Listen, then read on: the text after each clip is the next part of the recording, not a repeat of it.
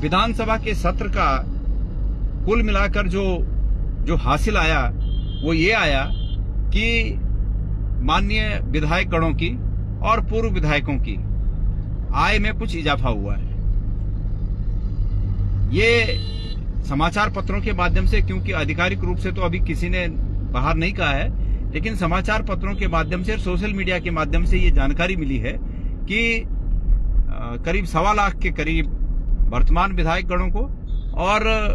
पूर्व विधायक गणों को भी 10,000 के आसपास, कोई 11,000 बोल रहा है, कोई 10,000 बोल रहा है, इसके आसपास पूर्व विधायक गणों को भी उनकी आय में इजाफा हुआ है। उसको पेंशन कहिए या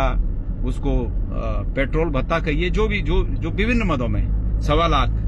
और वर्तमान विधायक गणों का जो मासिक जो उनको मिलना है वो 4 लाख के करीब तय हुआ है, ये बताया गया है। मेरा उत्तराखंड की सरकार से ये कहना है कि इतना गैरसैंण जाकर और सिर्फ 3 दिन का सत्र आहूत करके और इस एक उपलब्धि के साथ वापस आना कि माननीय विधायक गणों का और पूर्व विधायक गणों का मानदेय बढ़ाया गया या उनकी आय बढ़ाई गई, मैं समझता हूं कि ये सरकार के लिए भी उचित नहीं है और विपक्ष के लिए भी उचित नहीं है। यहाँ जबकि एक और हमारे बहुत ही अल्प वेतन भोगी भाई आंदोलनरत हैं। अभी मैं 3 दिन पहले एक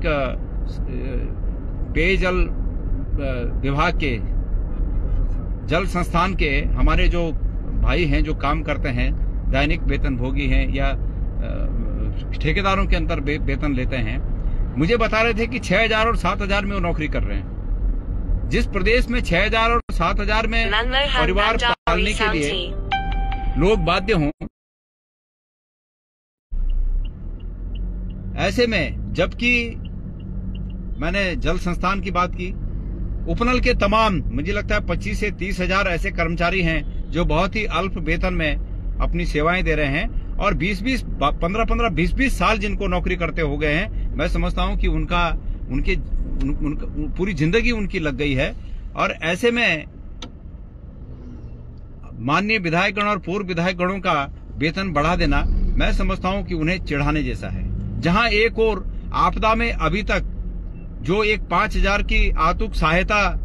लोगों को मिलनी चाहिए थी, अब तक वो तक नहीं मिल पाई है जिस प्रदेश में, उस प्रदेश में इस प्रकार के कृत्य को मैं समझता हूं कि आम लोगों को चिढ़ाने जैसा है। मेरा इस मामले में ये सजेशन है कि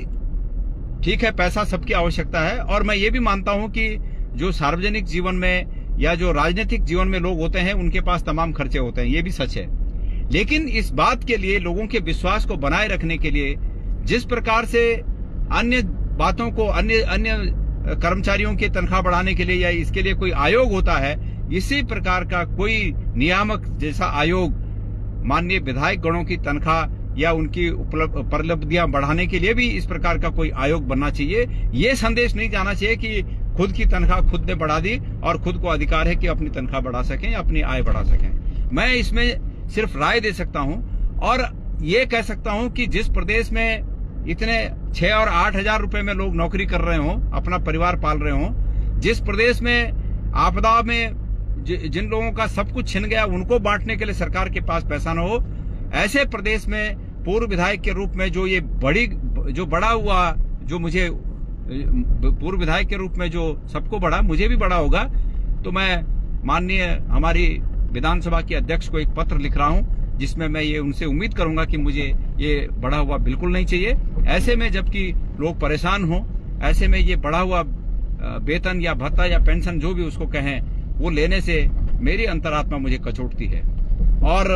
मैं सरकार से उम्मीद करूंगा कि सरकार या विधानसभा अध्यक्ष जी इस बारे में एक कोई नीतिगत फैसला लें, कोई इस प्रकार का एक कमीशन बने कि जो माननीय विधायक गणों की तनख्वाह का जो बढ़ोतरी होती है उसका वो उसका निर्णय करें। जब ये नहीं होना चाहिए कि साहब खुद ही निर्णय हम लोग कर रहे हैं।